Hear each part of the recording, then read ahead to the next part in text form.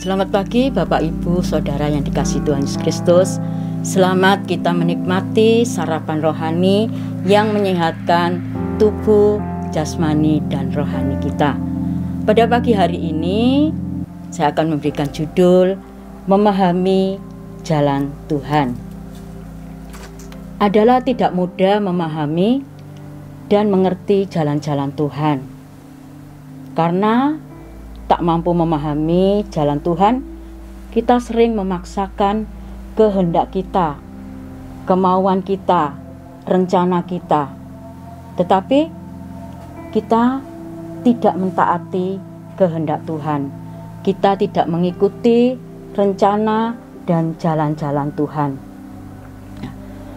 Sulit untuk dimengerti dan serasa tidak masuk akal.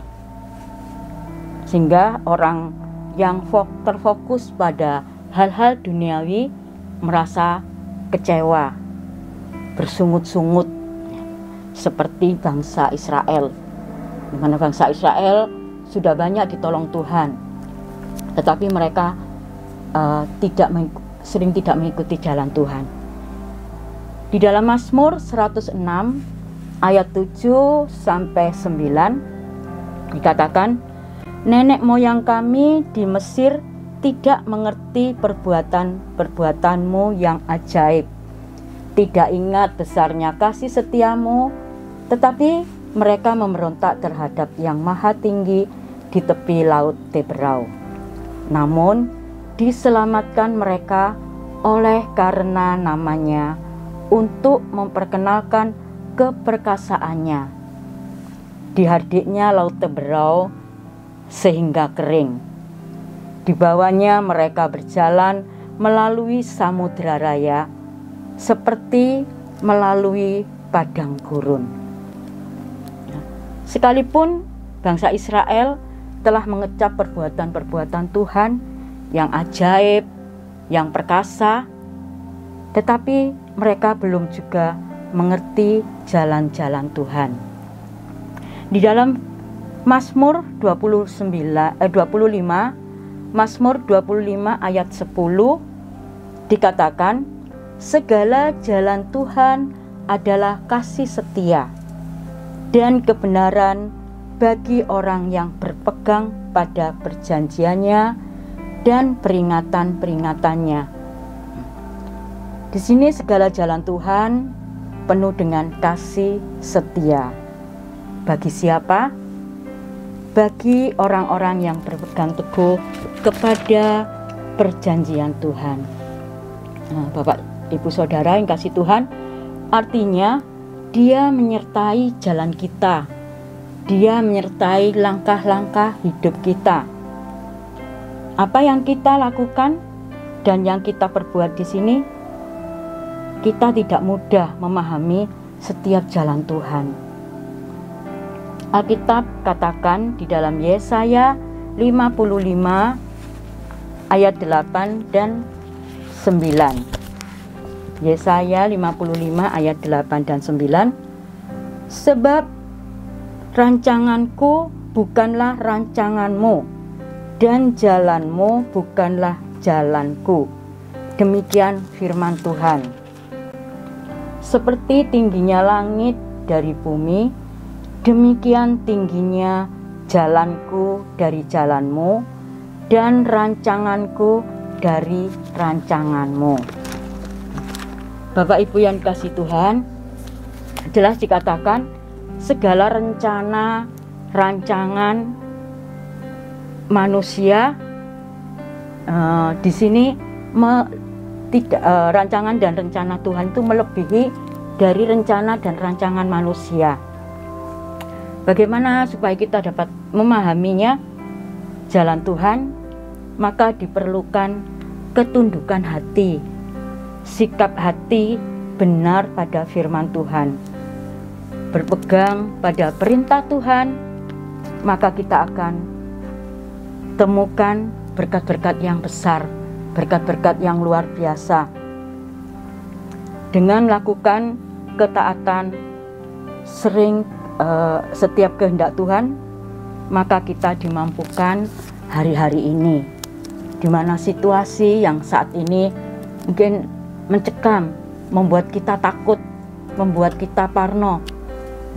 Tetapi bagaimana kita dapat melaluinya?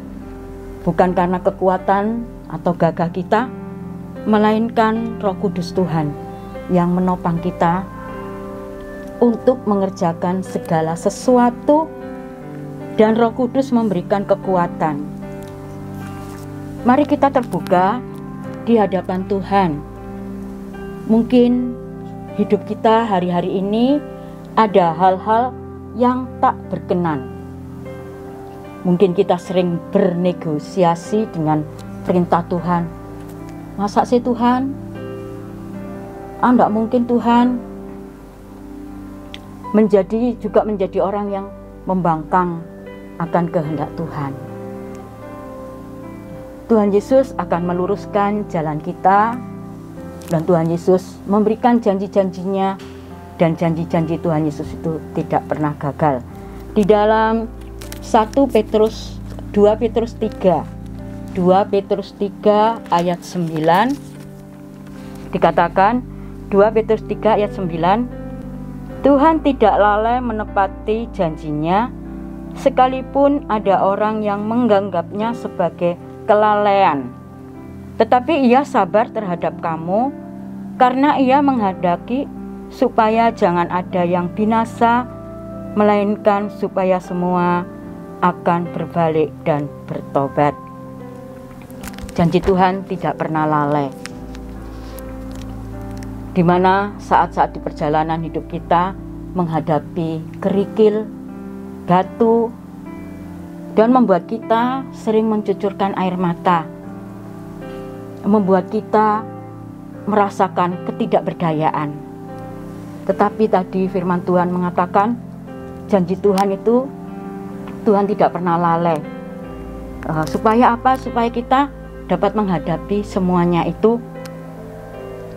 Kita diberi masalah, kita menghadapi masalah, supaya kita lebih sigap, lebih kuat, dan menghadapi apapun. Yesaya 43 ayat 19 dikatakan, lihat, aku hendak membuat sesuatu yang baru, yang sekarang sudah tumbuh. Belumkah kamu mengetahuinya? Ya, aku hendak membuat jalan di padang gurun dan sungai-sungai di padang belantara.